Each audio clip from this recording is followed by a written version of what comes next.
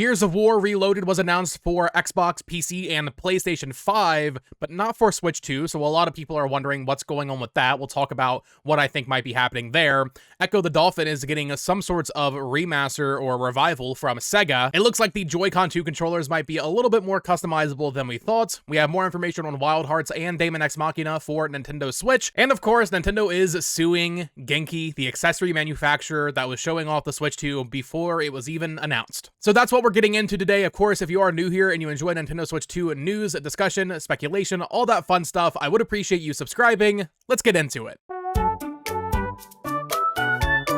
Alrighty folks, welcome back to the channel. My name is Bo Talks Games. I hope your morning is going well, or I guess I should say afternoon. I'm a little bit late on the upload today. Apologies for that. So, let's go and get right into it. Gears of War Reloaded was announced this morning from Microsoft, and it is coming to Xbox Series X and X, Xbox on PC, Xbox Cloud Gaming, Game Pass, Steam, as well as PlayStation 5. That is the big thing here. Gears of War is right up there next to Halo and Forza as these are the Xbox franchises.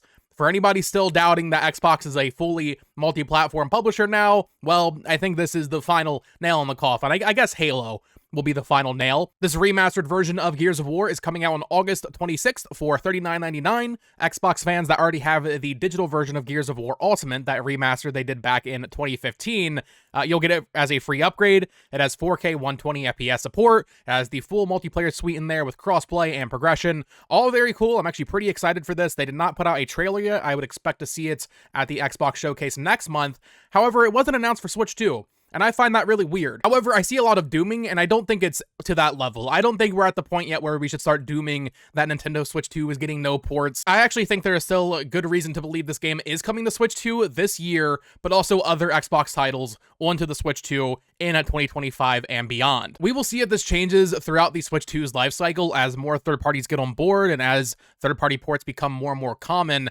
However, something that has remained true for Nintendo for really as long as I can remember is that even when it comes to third-party games, they usually treat them as their own announcements. And what I mean by that is, even if a game is announced as a multi-platform title, let's say on September 1st, and then on September 8th, Nintendo has a Nintendo Direct, they will treat it as if it is a new announcement being shown for the first time. So far, since the Switch 2 was announced in January, and then especially following that April 2nd showcase, we have had next to no games announced for the platform. And I know some people think that's because a lot of these publishers don't have dev kits, but in the case of Microsoft, we know that's already not true because Tony Hawk Pro Skater 3+4 is them, and that's already confirmed for the Switch 2. I guess you could make the argument that that's Activision, separate from Microsoft, but if Activision has dev kits, I'd be shocked if Microsoft and their more proper teams like the Coalition with Gears of War, or even Playground with Forza, I'd be very surprised if they do not have dev kits at this point.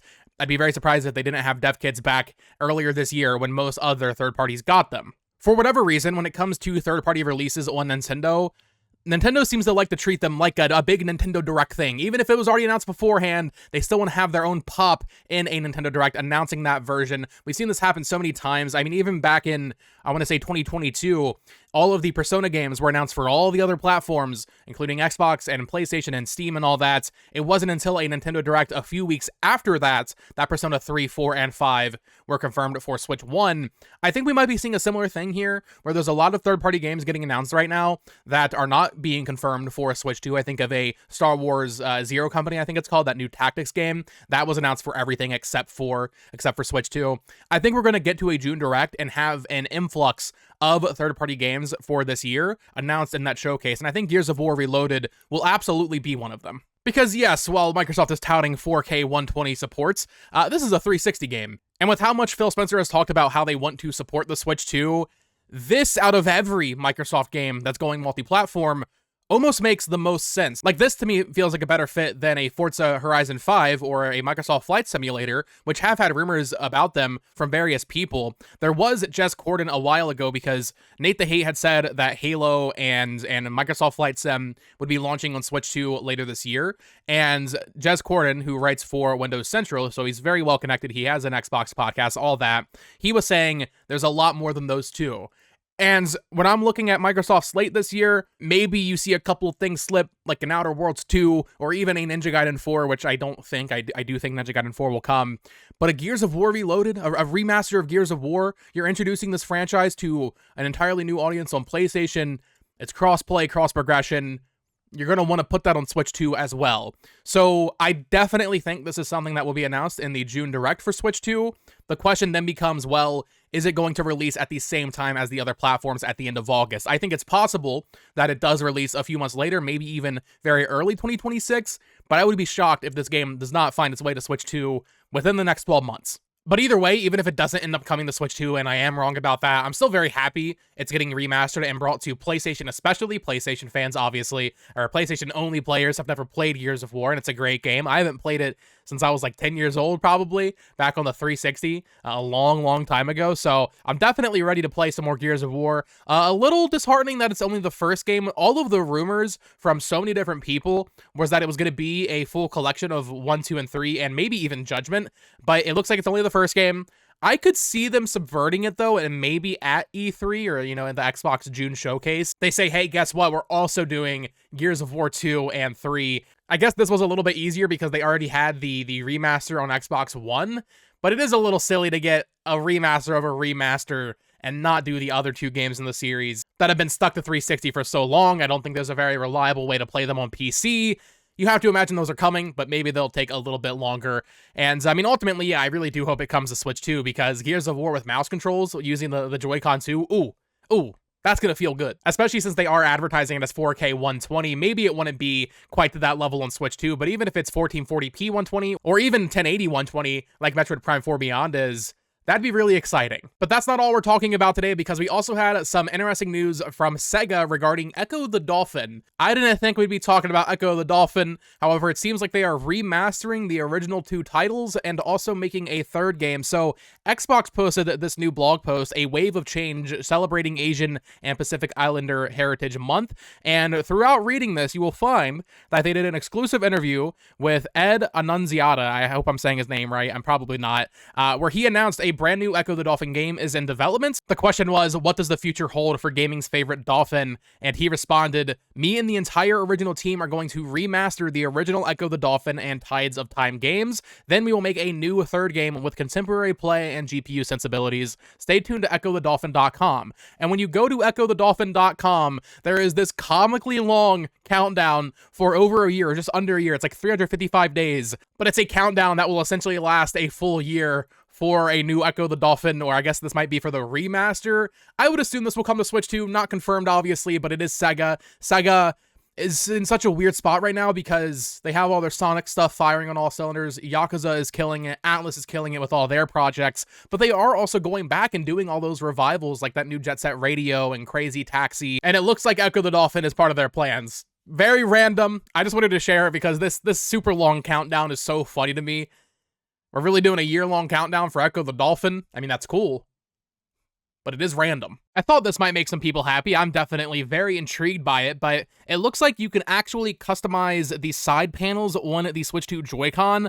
I think for a lot of people, the Joy-Con, like, they look sleek, but also they are missing a little bit of a flair to them, and I was wondering, like, okay, how is Nintendo really going to sell extra colors of these? Because on the Switch 2 console itself, they have the insides colored to which Joy-Con it is. So like the left side with the magnet is blue, the right side is this like light orange. However, it looks like you can actually pop off the sides and attach some sort of other plastic panel to it to customize them a little bit. We'll see if Nintendo explores this any on their own, but Go Nintendo writes here, it appears Switch 2 Joy-Con decorative strips can be removed / replaced. So it was just a random third-party accessory manufacturer on AliExpress, and they had all these images that showing that yes, you can pop off the side panel on the Switch 2 Joy-Con and seemingly put whatever you want there. So I imagine there's going to be a lot of 3D printers out there going crazy, making custom little side pieces here for the Joy-Con. It's subtle, but it does look nice. I actually think I like this more than just the base design, having the blue strip here on either Joy-Con. I actually think that looks pretty sleek. I already saw some people saying this looks stupid, but I don't know. Just like having another way to customize your look is always a good thing. You can just leave it if you don't want to do it. There's no harm in that. But it's nice to have the option for those that want a little bit more flair, kind of like the new 3DS faceplates. It's subtle, but it does give you a little bit more customization, so your Switch 2 Joy-Con and your Switch 2 doesn't look as boring as it currently does, because let's be real, even though it looks like a nice piece of tech, very, very sleek, it is just like a black tablet. The Joy-Con are pretty basic. This will add a little bit of flair to them. Okay, next up, I just wanted to highlight Wild Hearts S as well as Daemon X Machina Titanic Scion. Wild Hearts S got a whole bunch of new information from Koei Tecmo, and they're actually changing this game quite a bit. So if you are not familiar with what Wild Hearts is, they're bringing it to Switch 2 in July as Wild Hearts S. It launched on PS5 and Xbox, I want to say back in 2023, and essentially it is Koei Tecmo's take on a Monster Hunter style game. However, I don't think it really set the world on fire. Didn't really hear many people talking about it, especially because I think it was around that same time Capcom released Monster Hunter Rise on PS5 and Xbox, but they're actually changing it quite a bit here on the Switch version, and the biggest change that I'm seeing right now is that the original game was only 3-player online. They're changing it to 4 players, both online and locally, so you'll be able to have an extra member in your squad. Of course, any monsters or modes that they had as updates for Wild Hearts, those are included from the start here. They reworked a lot of the weapons and armors in terms of their stats. It says here, making it easier to challenge high difficulty bosses in the early stages by optimizing relevant equipment. They also modified the mechanics a little bit of how the beasts will escape based on damage, and also reduce the frequency of their escapes. I guess these are some of the more common complaints from when the game released a couple of years ago, so it's nice that they're addressing them. They do say, this is a big bummer to me, but it makes sense, there is no cross-platform multiplayer. Which makes sense because they are changing how many players it is, but also, like, I don't know, maybe just update the PS5 version to have that 4th player slot, have these new balance adjustments, and then make it a cross-platform title. Unless they're planning on re-releasing Wild Hearts S on PS5, it feels weird to me to not also update that. If they're trying to make Wild Hearts a thing, their true Monster Hunter killer, I feel like they should have done that, but this is certainly going to be a big one in Japan because Monster Hunter Wilds is not confirmed for the Switch 2. This will be your Monster Hunter game on the Switch in 2025, and I'm actually pretty excited to check it out because I really completely missed it back in 2023. We also got a new trailer for Daemon X Machina Titanic Scion going over the combat basics. I just wanted to share it because new trailer for a big Switch 2 game. Of course, it's also coming to PlayStation and Xbox in September, on September 5th. But they released this new gameplay trailer, and I'm feeling a little mixed on it, I gotta be honest, as someone very excited for this game. So, the original Daemon X Machina, very, like, big mech focus. Like, you're in a big, bulky mech in that game. It looks like with Titanic Scion, they're going more for like just a robot action man suit. You're very slim, you're very sleek. I don't know if that's just what they're showing in this gameplay trailer. Maybe there will be sections where you're in a bulkier mech later in the game. But that's something I really loved about the first one, is that it felt like your mech had like a weight to it, you know? You felt a little slow sometimes, but also fast when you upgrade it. This feels a little bit more... It feels more just like a traditional action game, almost, than what the original game felt like. But it does look like they're really honing in on those Monster Hunter elements. They're really highlighting all the different weak spots on the enemies. So this game is a mech game, but if you play Monster Hunter, it's going to feel pretty at home for you, I think, because they want you to replay these missions over and over and grind loot drops and that kind of thing. From what we're seeing, it looks very good, just a little bit different from the original game. And I know I saw some people on the Daemon X Machina subreddit that didn't seem too happy about the focus on more of like a traditional guy in a mech suit versus the big bulky mechas from the original. But looks good. September 5th. Very excited for it. Wanted to shout it out because Marvelous, once again, doing the Lord's work here, putting all their games fully on the cartridge. Very cool stuff from them. This one is definitely a smaller story, but I wanted to include it. So Star Wars Outlaws went up for pre-order on Amazon as well as Best Buy. If you want to support the channel, you can use the Amazon affiliate link down there. I would very much appreciate it if you're planning on picking this up. And we found out a couple things about this game. Most importantly, of course, it is a game key card. Not surprising, the PS5 and Series X versions also required a download even from the disc. So most unsurprising game keycard ever, perhaps. But more importantly, the gold edition of this game is $60, which includes the season pass, all of the DLC they've done for this game. That is actually cheaper than the current price on PlayStation and Xbox and Steam and everything. The actual price for this, I want to say is $90, but it might even be a little bit more than that. So on the one hand, $60 for a year-old game with a DLC, like that's I guess the maximum I feel like I should be paying. On the other hand, that's better than I expected from Ubisoft. I feel like they could have easily just been like, yep, $60 for the base game, even though you can get the base game for like $30 on PS5, and then you have to pay for that season pass separately. But no, if you want to get this game on Switch, it so far seems like really the only option is this $60 Star Wars Outlaws Gold Edition that includes that DLC. So I don't know. I actually kind of feel good about that. Like that's more than I expected from them. Usually when these late ports come to Nintendo, they charge for the full game, but then also for the DLC. This is actually cheaper to play this game than on PS5 with all the DLC. So shout out to Ubisoft, kind of, I guess. I don't know. I'm interested in this game. I think I will check it out when it releases later this year, kind of in a Star Wars mood. So I just wanted to highlight that. And then final news story for today. This one broke on Saturday, but I wanted to mention it. The entire saga would feel incomplete if I didn't. Genki is being sued by Nintendo. Now, if you're unfamiliar with Genki, they are an accessory manufacturer for Switch 2, one of the more prominent ones, I would say. And they've definitely gained some notoriety over the past couple of months because back in January, before Nintendo officially announced the Nintendo Switch 2, they were showing off their accessories for it at CES in early January. They even had like a 3D printed mock-up of the Switch 2. They had some really nicely made like 3D render videos of it showing off how the Joy-Con connect magnetically and everything. Well, no surprise here, but Nintendo is suing them. I remember it was weird because they showed up for one day of CES, and then they weren't there the next day, and there were people saying like, oh, Nintendo, shut down their booth. Other people defending it saying, no, they just bought one day of time there at CES. I think it's pretty clear Nintendo shut them down, and I mean, it's taken a couple of months, but they have a lawsuit going now.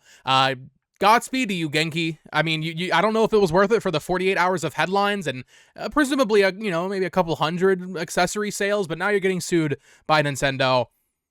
I can't even really feel bad for him here because, like, dude, you had to have known what was going to happen. You had to have known you were playing with a beast that should not be played with. In particular, they specifically claim they had access to like an actual Switch 2 unit, and that's what they were basing their accessories off of, and then they later backpedaled saying that wasn't true. That is something Nintendo actually specifically highlights in the lawsuit, so that's another factor here. Nintendo very not happy that Genki was saying they had one early. Whether or not that's true remains to be seen, I suppose, but I think it is likely true. There were rumors around that time of some leaked Switch 2 units out in the wild being sold on like the black market in China. So yeah, Genki getting sued, not a surprise, but I wanted to cover it just to kind of put a pin on the entire Genki leaking the Switch 2 situation.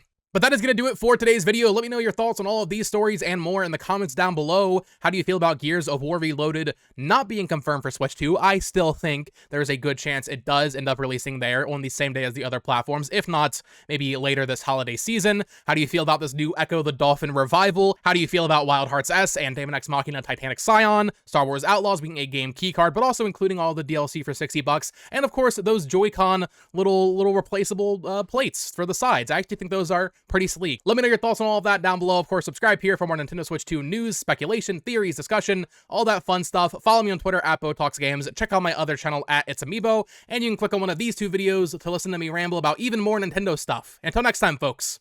Peace.